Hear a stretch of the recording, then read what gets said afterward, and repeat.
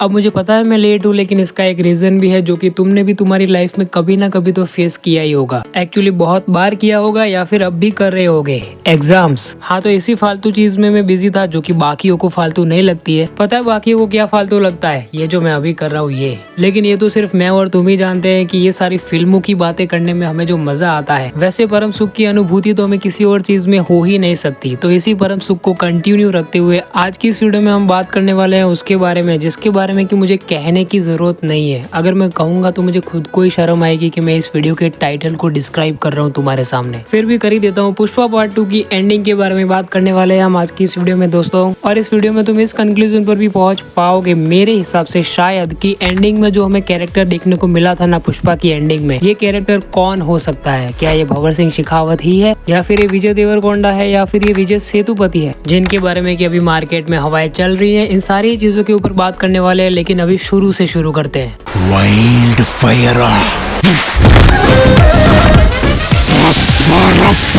सबसे पहले तो मैं पुष्पा के पार्ट 2 द रूल में क्या क्या देखने को मिला है एग्जैक्टली उसके बारे में बात कर लेते हैं, जिससे कि आप लोगों को ही मूवी की एंडिंग को समझने में ज्यादा आसानी होगी। और हाँ, वीडियो में आगे बढ़ने से पहले एक बहुत बड़ी वाली स्पॉइलर वार्निंग। अगर तुमने अभी तक मूवी को एंजॉय नहीं किया है तो क्या कर रहे हो, जाओ सबसे पहले तो मूवी को देख कर आओ और फिर आने के बाद मेरा एक्सप्लेनेशन सुनना। और जो मूवी को देख चुके हैं उनके लिए शुरू करते हैं एक बार फिर से। कितनी बार शुरू करने को बोलूंगा मैं? नहीं, अब हो ही गया, ठीक है। तो यार सबसे पहले तो जो मूवी का मेन प्लॉट है जिसको कि उन्होंने पुष्पा के पार्ट 1 की एंडिंग में ही सेटअप किया था, वो आधे घंटा एक्स्ट्रा दिखाकर, जिसमें कि हमें पार्ट 2 के मेन विलन के साथ इंट्रोड्यूस करवाया गया था फाफा एज भंवर सिंह का कैरेक्टर। तो उसी को लेकर काफी ज्यादा ही हाइप में थे कि हमें फाफा वर्सेस अल्लू अर्जुन यानी कि भंवर सिंह शेखावत वर्सेस पुष्पा देखने को मिलेगा, जो कि हमें देखने को मिलता भी है एटलीस्ट फर्स्ट हाफ तक। सेकेंड हाफ में भंवर सिंह शेखावत का कैरेक्टर ऐसे गायब होता है जैसे कि मेरे वीडियो से 3 मिनट के बाद सारे लोग। व्यू ड्यूरेशन इतना ही आता है मेरा। तो अब अपने इस पर्सनल रोने को साइड में रखते हुए अगर दूसरे प्लॉट की बात करें, दूसरी जो स्टोरी लाइन मूवी में चलती रहती है उसके बारे में बात करें, तो वो है पुष्पा को विक्टिम दिखाने की। वो उसका पूरा नाजायज वाला मामला जो कि हमें पुष्पा के पार्ट 1 में भी देखने को मिला था, जहाँ पर कि उन्होंने सेटअप किया था और यहाँ पर उसे एंड कर दिया। अगर देखने जाओगे तो पुष्पा के पार्ट 1 में वो जो एंगल था ना नाजायज वाला, वो पुष्पा का वन ऑफ द मोटिवेशन था कि वो इतना आगे बढ़ा। अब आगे बढ़ कर ही वो क्रिमिनल ही बना, कोई IAS वगैरह नहीं बना वो, ठीक है।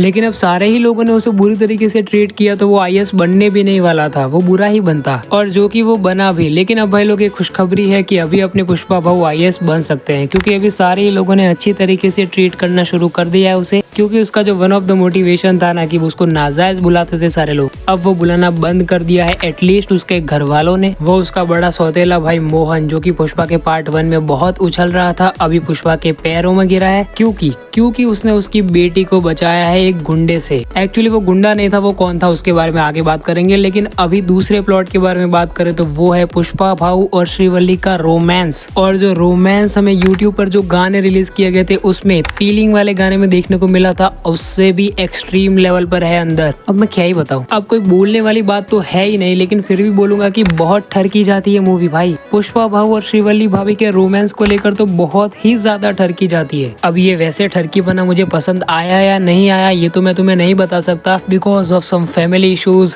फैमिली भी देखती है ये वीडियो, इसीलिए सॉरी। ऐसा क्यों दिखाया मूवी में, ऐसा नहीं दिखाना चाहिए। काफी अच्छे से रोमांस दिखाओ भाई। सीतारामों में देखो कैसा था। पवित्रता नाम की चीज भी एग्जिस्ट करती है सुकुमार सर, वेरी डिसअपॉइंटिंग।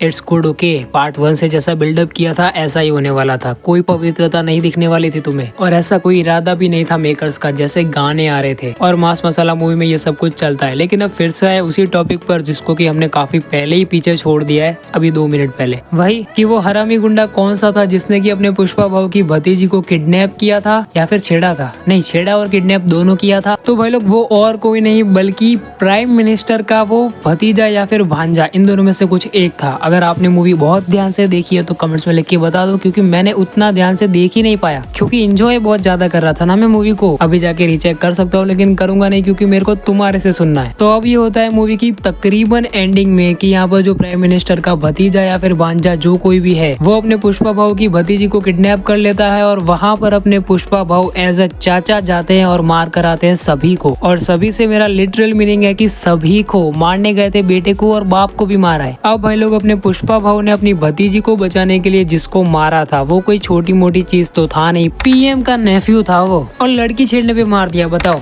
वैसे मारना ही चाहिए, ठीक है, मैं कोई डिफेंड नहीं कर रहा हूँ उसे। तो पूरी सरकार को ही, पूरी इंडियन गवर्नमेंट को ही अपना दुश्मन बना लिया है अपने पुष्पा भाव ने। लेवल देख रहे हो, इसको बोलते हैं ऑरा इन्फिनिटी। लेकिन अब दिक्कत ये है कि स्टेट के जिस सीएम ने पुष्पा भाव के साथ सेल्फी खिंचवाने से मना कर दिया था, उसको निकाल कर वो अपने एमएलए साहब को सीएम की कुर्सी पर बिठा तो दिया, लेकिन किसकी पार्टी की हेल्प से? अपने पीएम साहब की पार्टी की हेल्प से। और पुष्पा भाव तो कूट आए उन्हीं के भतीजे को, कूट कहा, मार ही आए। तो अब तो इधर गोची हो गई ना, तो अब ये गोची को पुष्पा पार्ट 3 द रैम्पेज में सोल्व किया जाएगा। हाँ, उधर आना। और एक और ऐसी गोची, मतलब एक और ऐसा ही सीन है जिसको कि यहाँ पर ऐसे ही छोड़ दिया इन्होंने। मूवी की स्टार्टिंग में ही जापान का फाइट वाला सीन, वो पोर्ट वाला, जहाँ पर कि अपने पुष्पा भाव गिरते हैं गोली खाने के बाद, जो शॉट के मैं ट्रेलर में भी देखने को मिला था, जो कि बहुत अच्छा लग रहा था। उस पूरे सीन की बात कर रहा हूँ। पुष्पा को मरते हुए देखकर मुझे अच्छा नहीं लग रहा था, क्योंकि वो पुष्पा बाद में पहले अल्लू अर्जुन है, ठीक है, और ऐसे मरते नहीं देख सकता यार अपने बचपन के हीरो को। तो वो वाले फाइट सीन का तो कोई भी कंक्लूजन नहीं मिला हमें मूवी में। सिर्फ हमें इतना दिखाया है कि उसमें गोली खाने के बाद अपने पुष्पा भाव सपने से उठते हैं, जैसे कि कोई सपना देखा हो। एक फ्लैशबैक आता है उन्हें अपने बचपन का, वो टाइम पर। अब ये पुष्पा भाव का सपना था या फिर अपने सुकुमार सर का सपना था पुष्पा पार्ट 3 द रैम्पेज के लिए, वो कौन ही जाने। लेकिन वैसे मूवी की एकदम एंडिंग में जो हमें सीन देखने को मिला है ना, उसको देखकर तो लगता है कि अपने सुकुमार सर का काफी लंबा प्लान है पुष्पा की सीरीज को लेकर। वो इस फ्रेंचाइजी को बिल्कुल भी खत्म नहीं करने वाले हैं मेरे हिसाब से, क्योंकि पुष्पा का पार्ट 3 अनाउंस उन्होंने इस तरीके से किया है कि एक्साइटमेंट मेरी तो बढ़ गई है एटलीस्ट, क्योंकि रूमर्स ही तो ऐसे ऐसे निकल कर आ रहे हैं। वैसे क्या हुआ था ये मैं तुम्हें शॉर्ट में बताऊं तो होता कुछ ऐसा है कि जो अपने पुष्पा भाव का सौतेला भाई था ना मोहन, वो मुल्लेटी परिवार का सबसे अड़ियल जानवर, वो मान जाता है पुष्पा भाव को अपनी फैमिली में लेने के लिए। उसका रीजन क्या था वो मैं आगे बता चुका हूँ। उसकी बेटी को बचाया ना, और अभी वो बचने वाली बेटी का ही निकाह, सॉरी लगन हो रहा होता है, विवाह हो रहा होता है,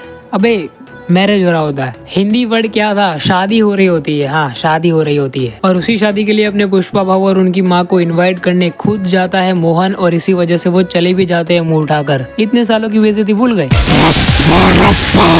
सॉरी। हाँ, तो जहाँ पर की पुष्पा भाव के भतीजी की शादी हो रही होती है, और वहाँ पर पहली बार पूरा मुल्लेटी परिवार पुष्पा और उसकी माँ के साथ पूरी तरीके से एकता में होता है, और उस एकता को भंग करने, उस एकता को उड़ाने एक सन की आदमी एक बॉम्ब ही डाल देता है और सभी को उड़ा देता है एक ही साथ। अब वैसे हम उस कैरेक्टर का फेस तो नहीं देख पाते क्योंकि मेकर्स दिखाना नहीं चाहते थे, लेकिन अभी मुझे लगता है कि ये फाद फाजिल का कैरेक्टर ही हो सकता है, क्योंकि फाद फाजिल के कैरेक्टर के साथ यानी कि शेखावत के साथ एंडिंग में क्या हुआ था पता है? उसने बेइज्जती के डर से वो चंदन की लकड़ियों की जगह कोई और लकड़ियां ही पकड़ ली थी उसने, तो उन लकड़ियों को तो शेखावत ने आग लगाकर जला दिया, लेकिन खुद भी उन्हीं के साथ जल गया। ऐसा हमें मूवी में दिखाया गया। मेकर्स का जो मन होता है वो दिखा देते और फिर आगे जाकर रिवील करते हैं कि अरे ये तो ऐसे ही दिखाया था, ये तो मैं मजाक कर रहा था। असली तो पार्ट 3 में देखने को मिलेगा। ये जो भाई साहब हमें एंडिंग में बॉम्ब फोड़ते हुए दिखे है ना, ये फाद फाजिल का कैरेक्टर यानी कि शेखावत का कैरेक्टर ही हो सकता है, क्योंकि इसके हाथ भी जले हुए हैं। लेकिन अभी इस कॉस्ट्यूम का क्या करेंगे? ये कॉस्ट्यूम पूरी तरीके से अलग है, शेखावत का स्टाइल नहीं है ये। शायद जलने के बाद स्टाइल चेंज किया हो। जलने के बाद स्टाइल कौन चेंज करता है? अब यार वैसे देखने से तो कोई दुबई का शेख लग रहा है। अब हाँ, एक एंगल उसका भी था, लेकिन उसके बारे में किसी और वीडियो में बात करेंगे। इस वीडियो में यही तक, क्योंकि ये वीडियो काफी लंबी हो गई है अब। लेकिन अब भाई लोग जाने से पहले मैं आपको ये भी बता देना चाहता हूँ कि विजय सेतुपति को कंसीडर तो किया गया था पुष्पा पार्ट 2 के लिए, लेकिन उन्होंने मना कर दिया। लेकिन शायद वो पुष्पा के पार्ट 3 में हमें देखने को मिल सकते हैं। और अभी भाई लोग ये जो विजय देवरकोंडा वाला रूमर निकल कर आ रहा है ना पुष्पा के पार्ट 3 को लेकर, उसके बारे में आपका क्या कहना है मुझे कमेंट्स में लिख के जरूर से बताना। मिलते हैं नेक्स्ट वीडियो में, तब तक के लिए बाय।